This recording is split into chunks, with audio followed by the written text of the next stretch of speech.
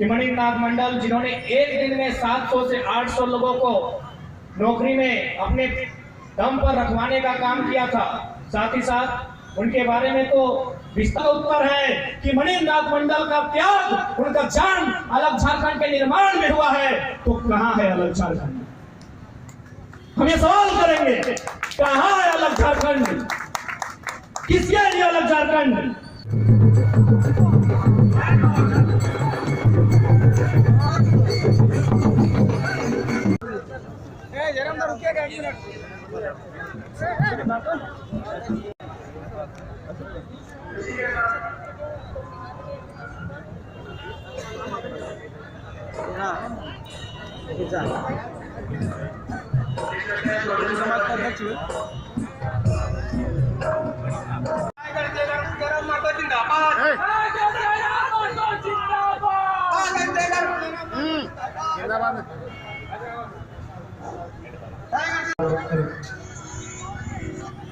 होगा कि आज हम लोगों का नहीं, आज अगर जयकारा और नारा लगे तो शहीद मणिनाथ मंडल अमर रहे, ये नारा लगना चाहिए।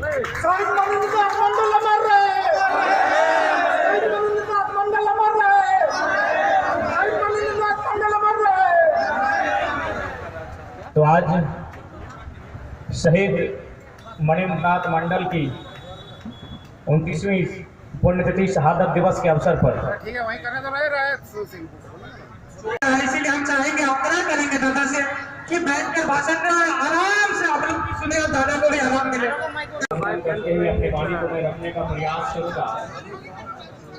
आज यदि 23 साल के झारखंड आंदोलन कहीं ना कहीं शहीद मणिनाथ महतो रहे, विनोद बाबू रहे, कॉमरेड AK रॉय रहे, उन्हीं के विचारधाराओं को अनुसरण करते हुए, उन्हीं के पद चिन्हों पर चलते हुए आज 2 सालों से झारखंड में आंदोलन हो रहा है। एक ऐसा आंदोलन जिस आंदोलन को करने का साहस यहाँ के राजनेता नहीं कर पाते।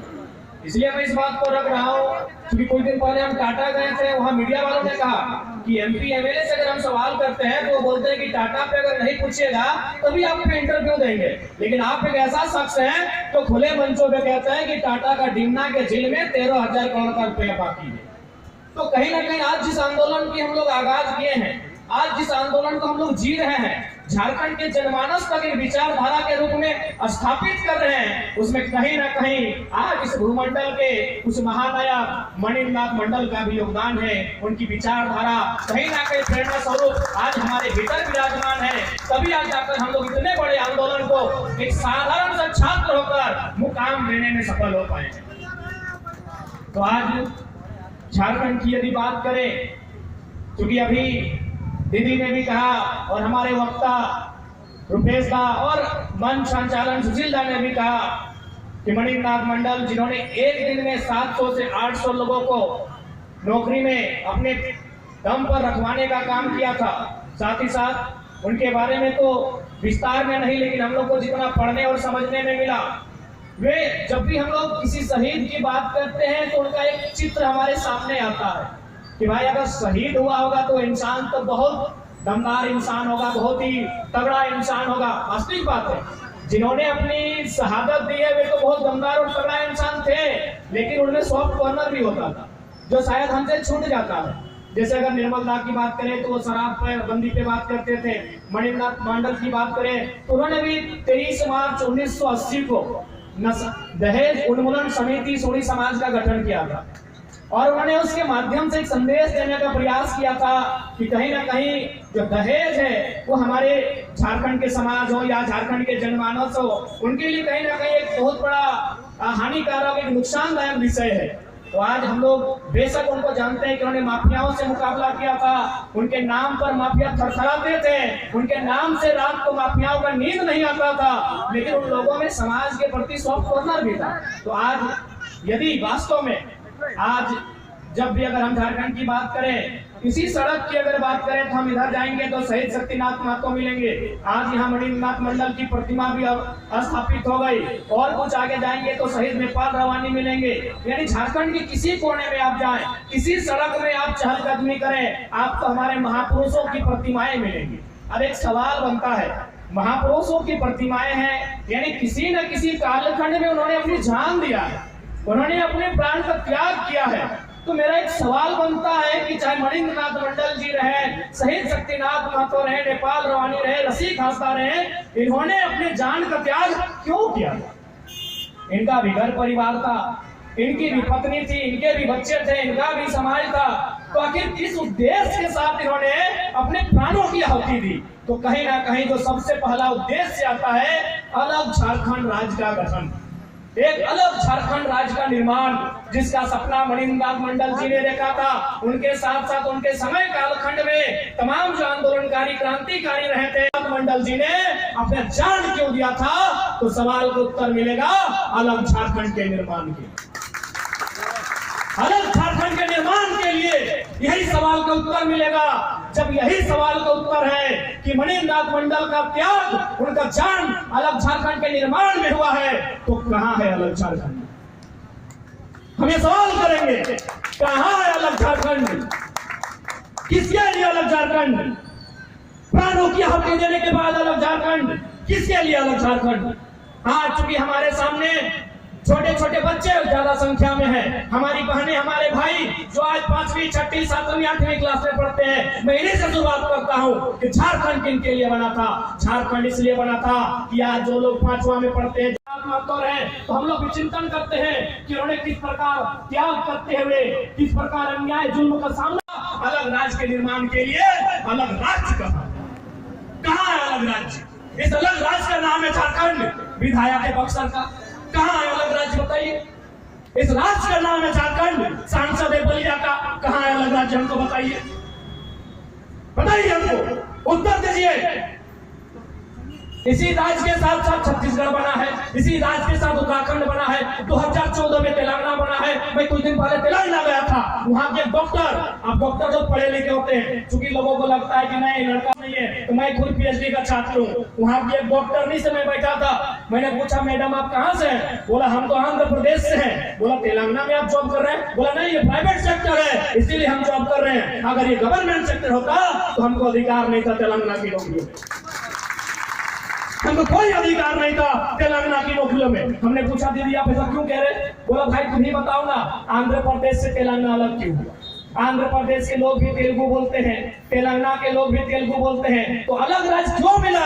अलग राज्य इसीलिए मिला कि तमाम योजनाओं का लाभ उस क्षेत्र के लोगों को मिले, तमाम नौकरियों का लाभ उस राज्य के लोगों को मिले, ठेकेदारी हो, आउटसोर्सिंग हो, कोई भी काम हो उस क्षेत्र के निवासी को मिले। आप चले जाइए धनबाद, यहाँ से 5 किलोमीटर है, जो भी लोग हैं, मैं चुनौती के साथ कहता हूँ, क्योंकि सवाल बनता है झारखंड कहाँ है? चाहे आप मंडल है, महतो है, संथाल है, तेली है, गोरा है, चाहे जो भी है, जाइए वो टेंडर डाल के दिखाइए, जाइए वो टेंडर डाल के दिखाइए, टेंडर डाल के दिखाइए आप। तो क्या मंचों में भाषणों से या फिर हमारे महापुरुषों की माला चढ़ाने से अलग झारखंड? झारखंड तभी बनेगा जब झारखंडी को जूता सिलाई से लेकर टेंडर भरने का अधिकार होगा। अरे उतना तो छोड़िए, मोल झारखंडी है, ठेला लगाइए, जाइए रियल एस्टेट में ठेला लगाइए, जो रेलवे में दुकान है आप लगाइए। तो क्यों ये राज किसके लिए? इतना बलिदान किसके लिए? माओ का सिंदूर उजरा किसके लिए? बहनों का राखी उजरा किसके लिए? क्या इसी दिन के लिए कि हम लोग साल में 2 बार अपने महापुरुषों की एक दिन जन्मतिथि और एक दिन पुण्यतिथि मनाएंगे?